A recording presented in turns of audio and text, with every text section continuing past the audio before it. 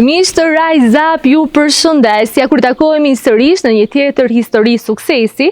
Sot në fakt jemi zhvendosur në qytetin e bukur të Elbasanit, konkretisht në fshatin Gjinar. Në fakt unë ndodhem tek Trebujtinat, një vend i cili ndodhet rreth 30 minuta larg qendrës së Elbasanit, një vend në zemër të natyrës që ofron shumë çka, duke filluar nga menuja e pasur, akomodimi. Por mbi të gjitha, për ne vajza se vdesim, këtu ke dhe shumë kënde të bukura për të realizuar foto. Përpos kësaj, ne do njihemi edhe me historinë e suksesit të themeluesit, i cili është me të vërtet një histori suksesi. Andaj ju ftoj të qëndroni me ne.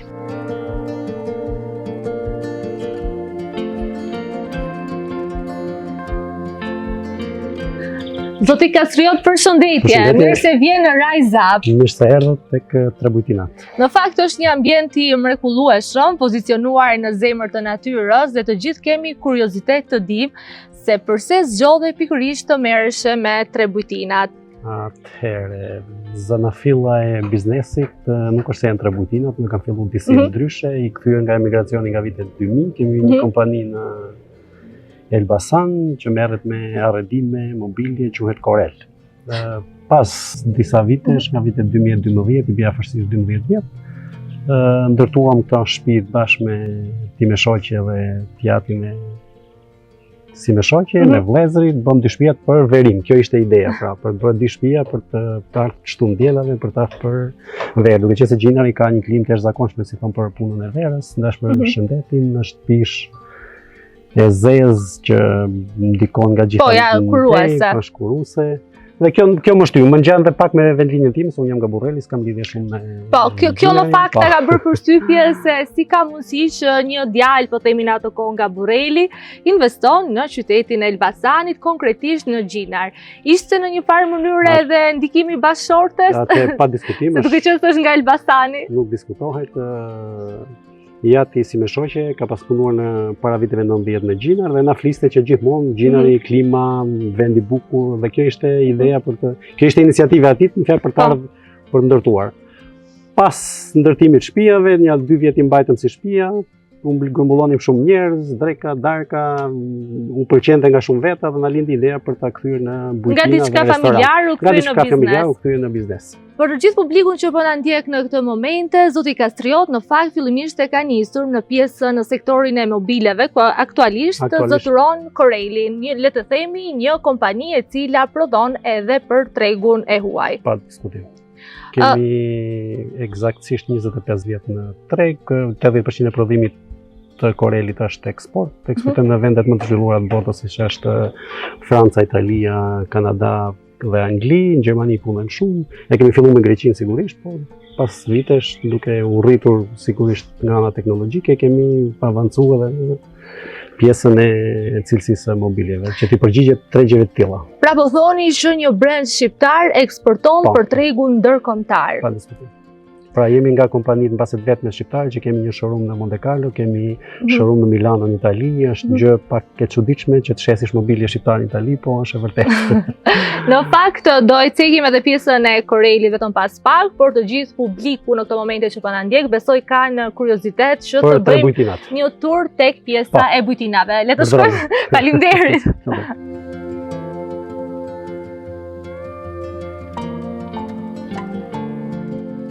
Edhe një si ta shikojmë. Wow, është me të vërtet shumë bukur. Në fakt ajo çfarë të tërheq vëmendje sapo futesh është pjesa e mobiljeve. E arrendimit. Po. Sigurisht që s'mund të ishte tjetër gjë përveç se Corel.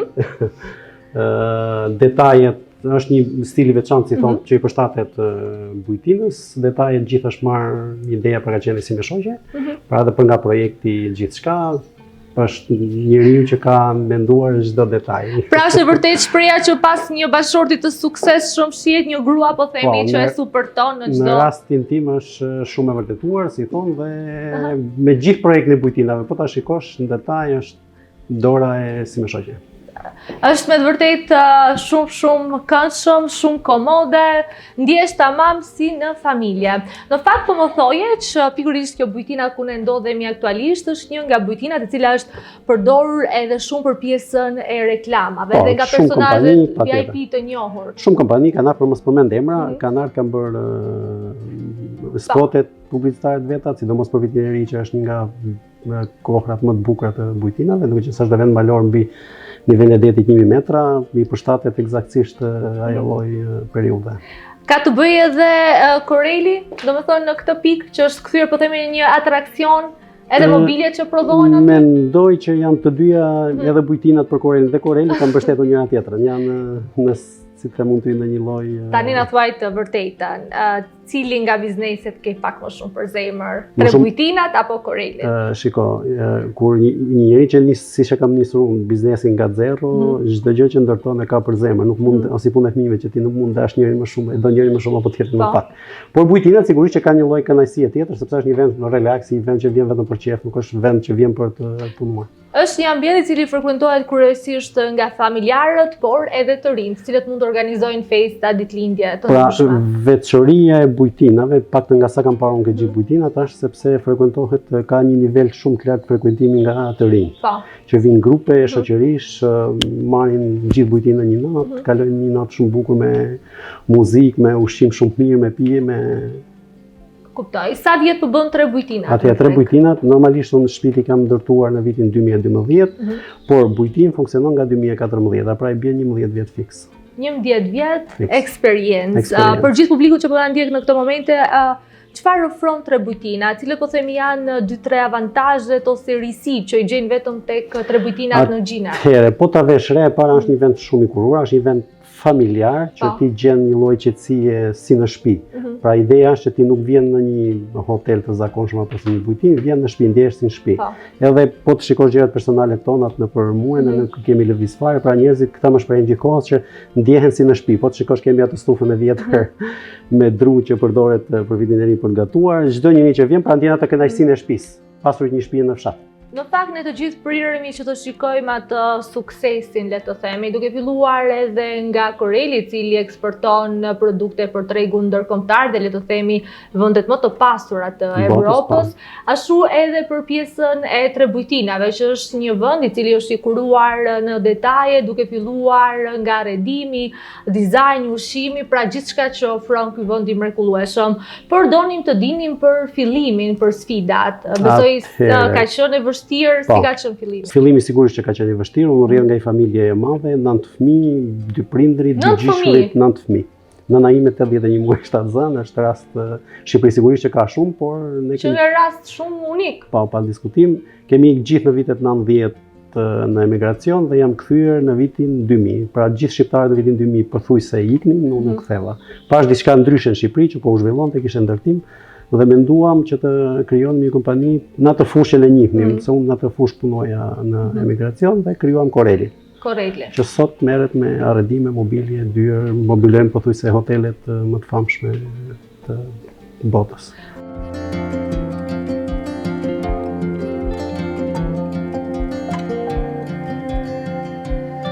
Po të kthehemi pas në kohë, si e kujton atë periudhë? Sa e vështirë ka qenë për ty qoftë pjesën e financave, suportit, materialeve? Po eksaktësisht, unë kam filluar pra në vitin 2001, kthyer në Shqipëri në vitin e ri të vitit fund vitit 2000.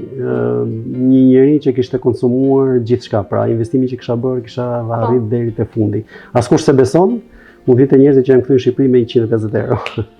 150 euro, kam marrë një ambient të qira, bashkë me vëllezërit, kemi bleca makineri që përshtatshën atëherë kohës dhe kemi filluar punë.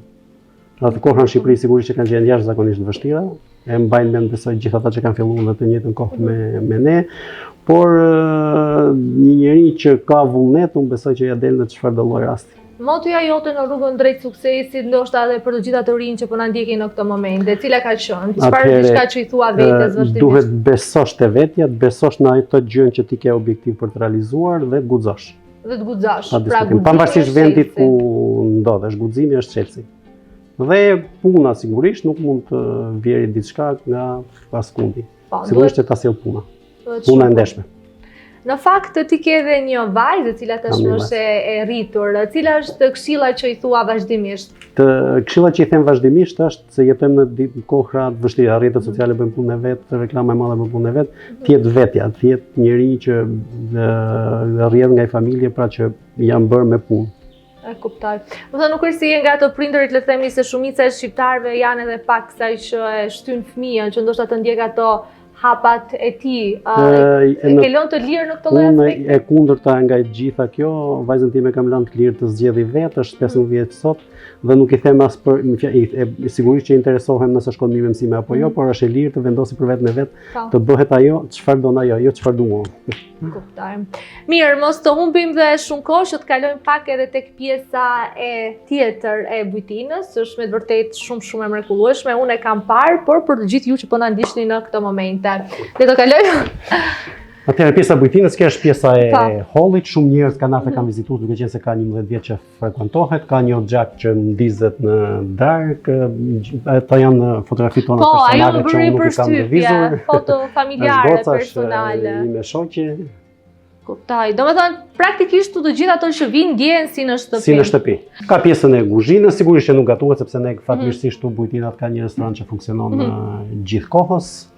Kuptohet me ushqim tradicional. Ajo çfarë më ka bërë përshtypje është pjesa e tualetit. Pjesa e tualetit, po. Edhe pse ngjan paksa, por që këtu ka disa detaje shumë interesante, domethënë është pjesa e pikturave, pjesa e arredimit. Gjëra të thjeshta, minimaliste, por që janë të bukura. Edhe shumë pastër mbi të gjitha, shumë pastër. Kjo falë dhe sigurisht punonjësve që punojnë për Trebujtina, duke filluar nga duhet i them emrat, se megjithëse çdo njeri që vjen këtu e ka pra e theksojnë që pastërtia, shërbimi është në nivele super të mira. Bravo, një sipërmarrës i cili falenderon edhe punonjësit. Po, duke filluar nga Klajdi, Lumja, Espressa. Klajdi, Lumja, një përshëndesim, faleminderit shumë që. Zaimi dhe të gjithë. Edhe Zaimin, mos harro. Zaimi çfarë pozicioni ka këtu? Është kamarier, mbulon dhe pjesën e financës. Praktikisht janë edhe si një familje, sepse me sa di dhe janë edhe të vlerësuar financiarisht. Funksionon eksaktësisht si një familje. Po më bëjmë përshtypje pjesa e shkallëve dhe detaji drure, gjithçka është dru. Në fakt, në takimet paraprake më ke treguar se të gjitha bujtinat janë ndërtuar duke përdorur resurset natyrore të gjinarit. Eksaktësisht. Fatmirësisht Shqipëria, përveç se ka një klimë të jashtëzakonshme, ekziston gjithçka për të ndërtuar një gjë si puna e kësaj bujtinës. Nuk ke nevojë fare të marrësh materiale nga askund. Pra duke filluar nga druri, guri, po të shikosh për jashtë gjithë muret, dhe gjithçka është ndërtuar, pra janë to teknikët e zonës, ustavarët që punojnë dhe me materiale gjithçka nga vendi.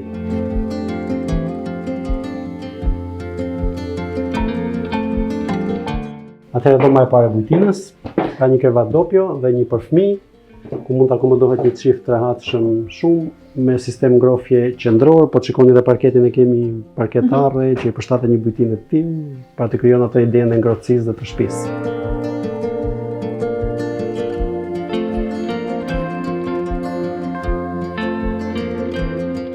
Në një dhomë si kjo, ajo çfarë më tërheq vëmendje janë pjesa e pikturave. Di që ti ke një pasion, po themi, për të blerë sa më shumë piktura. Eksaktësisht. Po të shikosh, të nuk është se janë piktura të shtrejta, por nga stili disa me kanë budurat, po të shikoni këtë këtu është puzzle. Puzzle? Po, tani që po e shikoj me vëmendje është me të vërtet puzzle. Është puzzle dhe është krijuar, pra duke në netet e gjata dimrit dhe gjinër, krijon puzzle dhe kemi bërë dhe pikturë. Shumë pikturë e bukur. Edhe dhoma është shumë nice, e përshtatshme për familjen, fëmijët. Eksakt. E ngrohtë dhe për sa persona, domethënë është i përshtatshme. Atëherë bujtina është për 6 persona. Kjo është dhoma tjetër. Në një krevat dopjo, po të shikosh ka një pamje fantastike, mund të afrohesh të... Ja, këtu është me vërtet shumë bukur.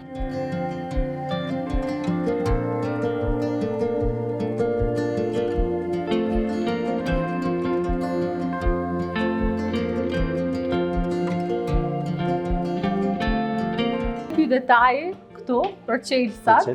Nuk e vetja si Liza në botën e çuditërave. Ua, do ju tregoj pastaj ato shpizën e vogël. Se fiks për 70 minuta që tha Liza në botën e çuditërave. Po, gjithë fëmijët që vinë, ka fëmijë që i sillin prindrit vetëm për atë shtëpinë, që duhet shkojmë te shtëpia e bardha, si thon gjithë. Do them të drejtën edhe pse rritemi, kemi pak fëmijë brenda vetes. Duhet, edhe duhet ta kemi.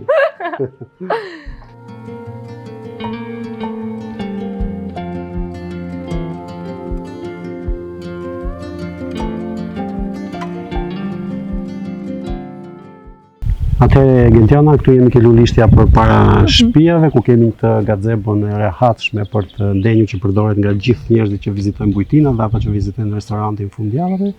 Pra është i vend relax, i vend që mund të rish rehat për të pi kafen, për nga një ëmbëlsirë, për të marrë një pije ose një lëngthane që është edhe karakteristike e zonës, dhe kalojmë pastaj tek pjesa e barbecues që gjithë njerëzit që vizitojnë Bujtinën sigurisht që kanë mundësi ta përdorin, është gjë e veçantë e bukur që ne fillimisht e kemi pas për pra kur i kemi pas shtëpia e përdonin vetëm për vete, këm pas dhe një pomë birra aty po ta shikosh.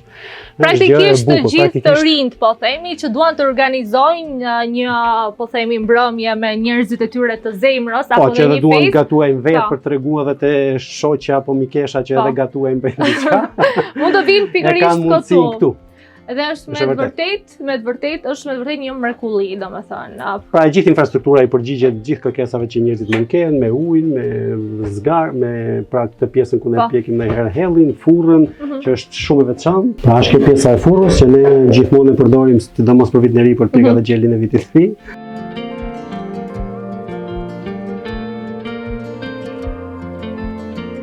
Dhe pjesa më e bukur është pjesa e kësaj shtëpizës këtu. Në fakt të gjitha janë të bukura, por kjo është qeshia mbitar. Po, fiks qeshia mbitar. Urdhra mund ta vizitojmë brenda. Është një shtëpizë, le të themi, për fëmijët. Vetëm për fëmijët. Sidomos për vajzat është ekzemplare, është një gjë shumë e veçantë. Praktikisht fëmijët marrin mamin dhe babin dhe i thonë që ne do ikim tek 3 Bujtinat. Janë shumë prindër që na shprehin që fëmijët e tyre kanë thonë do ikim te 3 Bujtinat se do shkojmë te shtëpia e Borbardhës. Jeni gati të futemi tek shtëpiza e Borbardhës, kështu të paktën quhet nga fëmijët. Hajdeni me mua. Është shtëpiza më e vogël që unë jam futur ndonjëherë. Dhe këtu ka dhe shumë kukulla, lodra. Kjo është dritarja më e vogël ever, në fakt më kujtohet fëmijëria kur loznim me gocat kukullash. Por në ato kohë nuk është se ne kemi pasur një shtëpisë kaq të vogël dhe kaq të bukur, të cilën e gjeni vetëm tek 3 Bujtinat.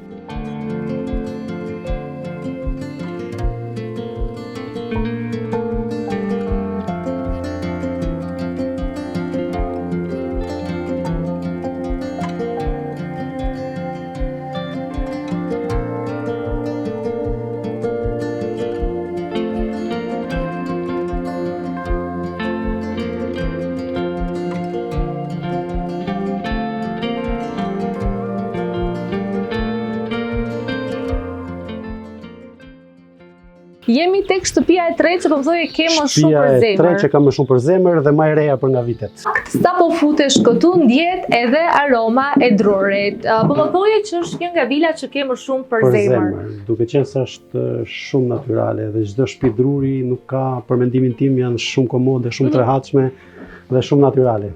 Kjo është arsyeja që më pëlqen shumë. Shumë freskët për verë, ngrohtë për dimër.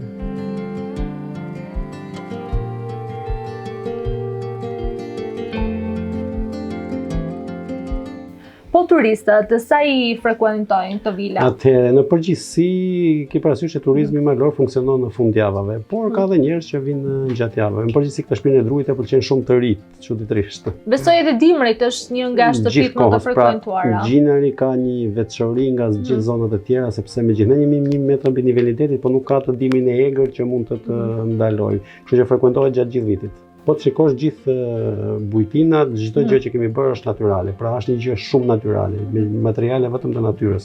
Nuk ka një material kolçuk që nuk dekompozohet apo mund të ndosë ambientin. Kështu që të gjithë ju që po na ndiqni në këto momente, kudo që jeni në çdo cep të Shqipërisë apo dhe diasporës, ju ftojmë që të vizitoni 3 Bujtina të pozicionuar në zemër të Gjinarit, mes ajrit të mrekullueshëm të pishave, por mbi të gjitha të komoditetit që ofrohet apo edhe ushqimet të cilët janë me të vërtetë shumë të shijshme.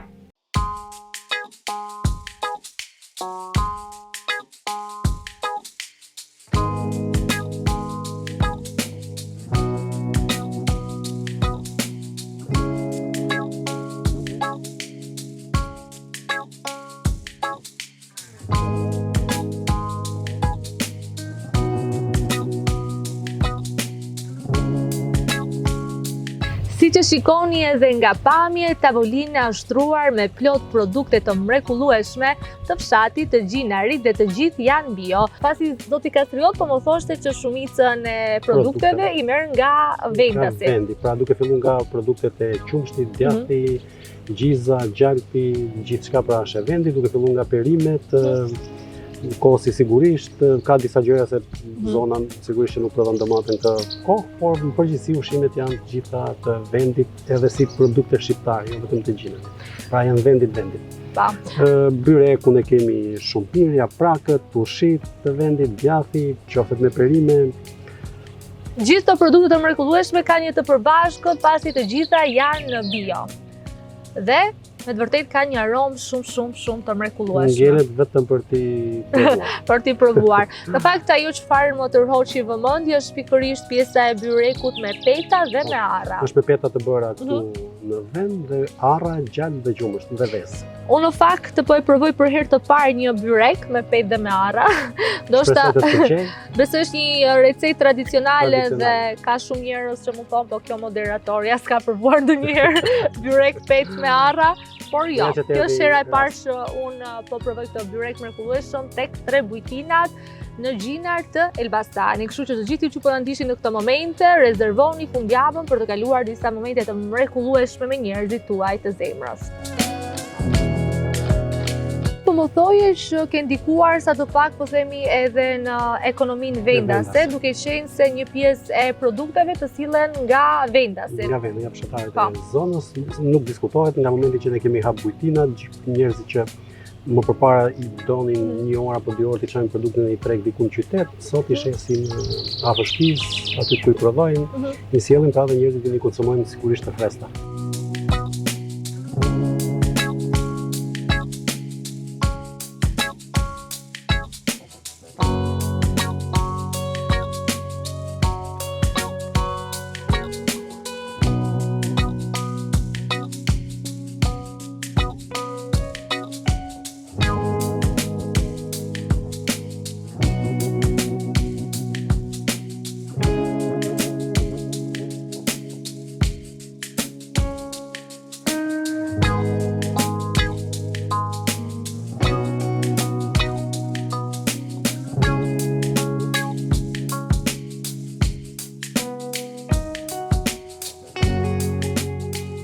Jemi zhvendosur në një tjetër ambient, i cili sigurisht është i zotit Kastriot, tek Corel Garden, një restorant i cili për hir të vërtetës edhe ky është i pozicionuar mes fushave, mes gjelbërimit, dhe një restorant, le të themi, i kuruar deri në detaje. Na thuaj pak për idenë e krijimit të këtij restoranti, i cili ndodhet edhe afër fabrikës Corel. Po, duke qenë se ne kishim fabrikën fiks përballë, ishte një lokal fshati që u frekuentonte nga banorët e fshatit. Na lind ideja për të bërë diçka, duke qenë se ishte ambienti i bukur, i gjelbruar, vend i qetë për të bërë një restorant tjetër, duke qenë se morëm një farë eksperiencë nga bujtinat. Dhe na ka rezultuar shumë i suksesshëm. Është një ambient i bukur, i drejt i ndërtuar po me dru si në Gjinar, është shumë i natyrshëm, me një kuzhinë pak më të rafinuar se sa kuzhina e Gjinarit, është tip steakhouse, por sigurisht që ne kemi të përzier pak me tradicionale. Ku mund t'ju gjejnë klientët ku ndodhet restoranti? Atëherë jemi në Kusart Elbasan. Po të kushdo që e kërkon, Corel, hotel dhe si lokacion. Të gjithë ju që po ta ndiqni në këtë moment, mjafton që të shkruani Corel në rrjetin social Instagram apo edhe përmes platformës Google dhe mund ta gjeni këtë restorant të mrekullueshëm. Është një ambient i këndshëm, me shumë lulishte, me shumë vend për fëmijët. Është goxha interesant, është kryer në destinacion tani kohët e fundit, ka goxha frekuentim. Cilat janë planet e së ardhmes? Ke ndonjë plan, vizion? Për momentin do kisha shumë dëshirë të fokusohem tek pjesa e hotelerisë, por më duket pak shpejt akoma mbasën e të ardhmes. Doja të pyesja pak edhe për Corelin, për fabrikën, është një fabrikë me produkte shqiptare, e cila në fakt eksportohen për vendet më të pasura të botës. Çfarë ndjesi është për ty si shqiptar kur shikon që këto produkte përdoren nga familje elitare, le të themi, europiane, por jo vetëm? Atëherë, çdo vend mendoj, çdo komb krenohet me atë çfarë provon. Kur prodhon diçka, do të thotë shumë. Unë krenohem me prodhimet e mia, aq më tepër që shkojnë në vende të tilla siç është Franca, Italia, Anglia apo dhe Kanadaja. Pra të kesh të prodhosh një produkt ta shesësh, të pëlqejë ta suportoj tregu atje, mendoj që është gjë e madhe. Aq më tepër që është made in Albania, duke qenë se është një produkt shqiptar, krenohemi akoma dhe më shumë. Është një produkt me të vërtet elitar, gjithsesi gëzuar për sukseset. Faleminderit. Deri tanishme dhe të ardhmes, pse jo. Faleminderit. Gëzuar edhe ju që po na ndiqni në këtë momente. Faleminderit.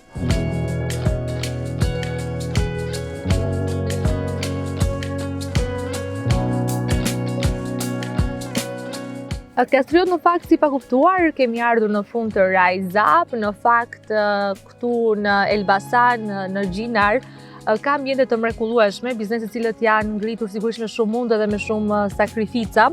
Dhe neve na duhet 2-3 emisione për t'i nxjerrë në fat të gjithë, po themi, madhështinë që ke ndërtuar në zemër të Elbasanit, por gjithsesi domethënë e rëndësishme është që ajo çfarë ne bëjmë në jetë, ta bëjmë me zemër, me pasion, edhe mbi të gjitha të krijojmë diçka e cila në fund të ditës prodhon vlerë. Shumë faleminderit që erdhët, ishte kënaqësi dhe për mua, jeni të mirëpritur kurdo që doni. Të falenderojmë shumë që ishe pjesë e Rise Up edhe suksese. Faleminderit.